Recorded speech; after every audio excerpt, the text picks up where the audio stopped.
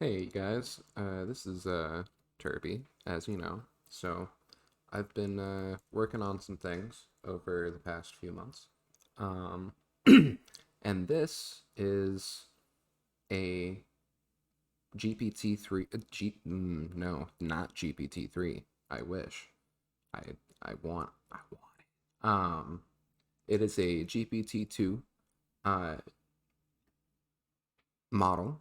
Uh, it has the max I use is the 355 million parameter model. Um, it took a lot of finagling to get to this point.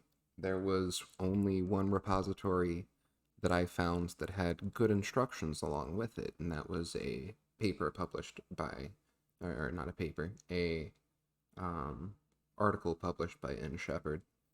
Um, on a website. I can't remember. It'll be in the description for sure. Um, but his repository for using the um, parameters that OpenAI published was out of date. Um, they had the wrong default uh, modules to train on. The 117 module, the 117 module, um, the if statement that engaged the Atom optimizer uh, as a guarantee um, was only checking for the 345 million parameter model, which is not the one that's available. It's 355 million. So that would have never engaged. So I've changed that.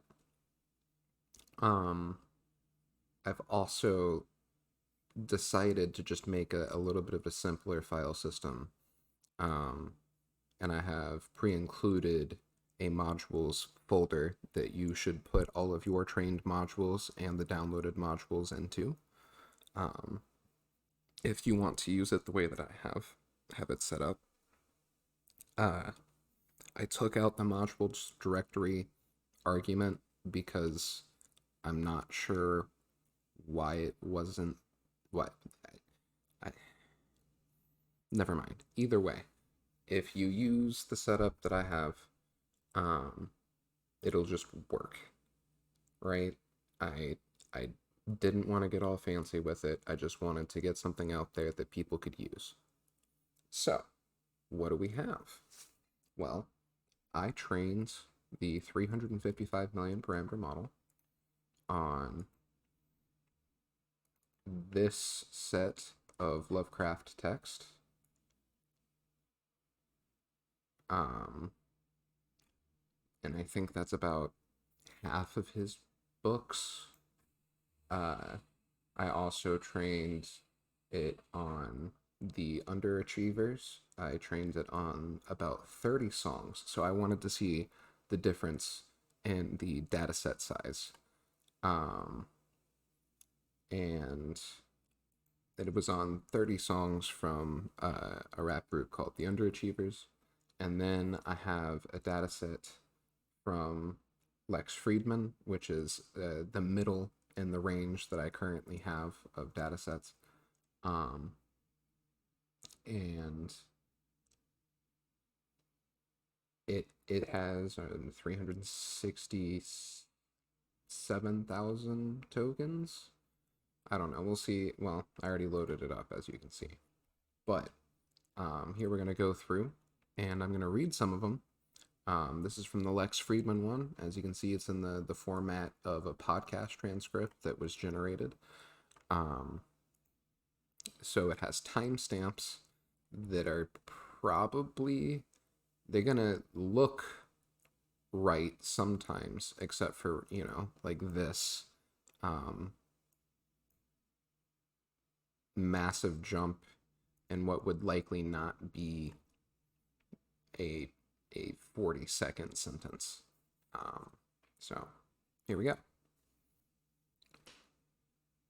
And so we're talking about now. That's why I have a podcast. Well, for example, in my book, I believe it's complicated. I have to say, I had an astonishing relationship with Twitter. I said many relationships. Okay, let me leave. Let me leave with an anecdote. I was in my 50s, so I have all of these hard cases I made that would be that would so happen if I was only doing this for money. Like my editor never showed up on any projects I made. They don't believe the business. Yeah, but I was working on a story with another writer when I was in my 50s, and I had a relationship with a guy at the time named Sam Rockwell. And he came to me in a hotel room and opened the book of their first hit, The Moroccan Candidate. So, an engineer who actually was in the Navy, her name is Nina.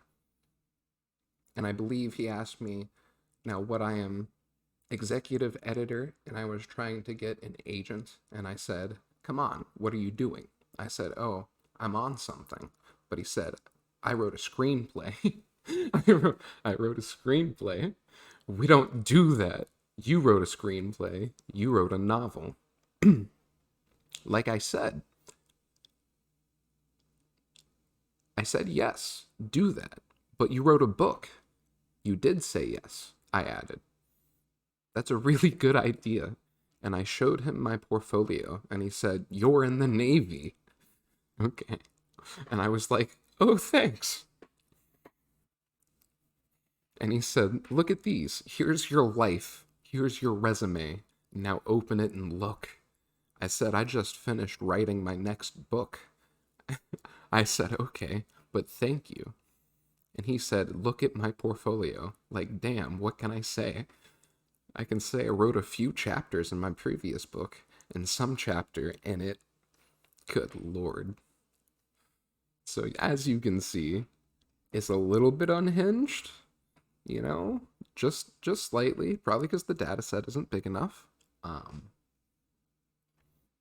let's see what they have to say about Elon Musk here. The best way to actually get yourself and your boss's approval is to have a really good communication. It's like it's something that I mean, Elon probably wouldn't say.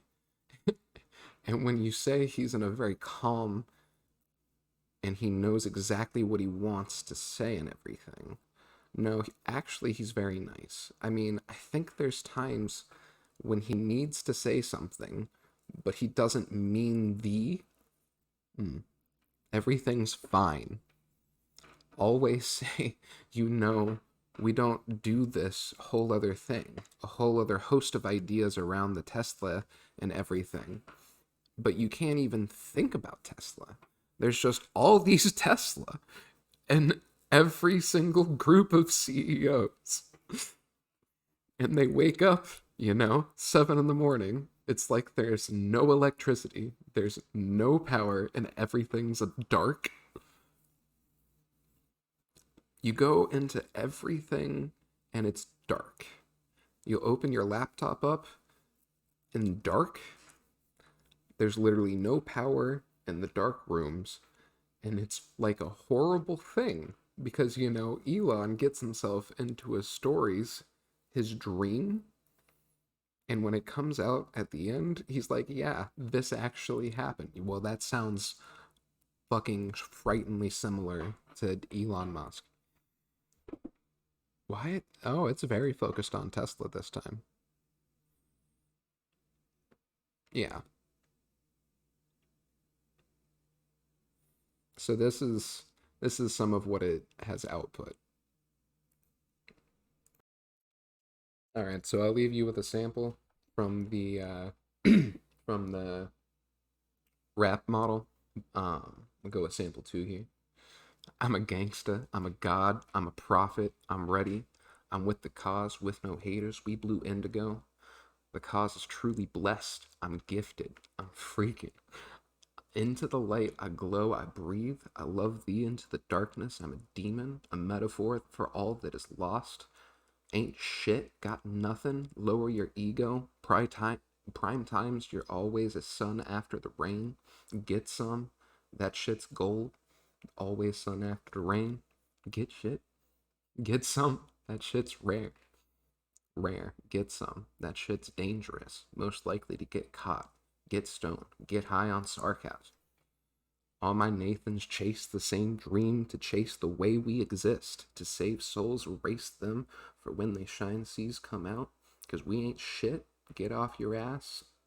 Get your ass off the bench.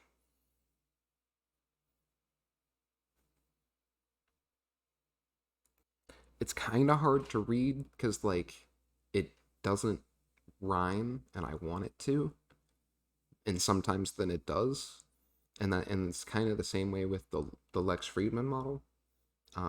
Sometimes it talks about a thing coherently for like re for like for like a max of like a paragraph, right?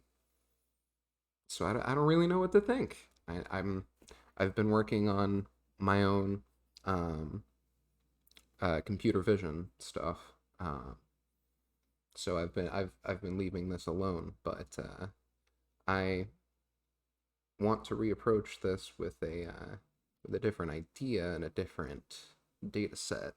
Um, so if you guys have any ideas, or if you want to download this um, module, this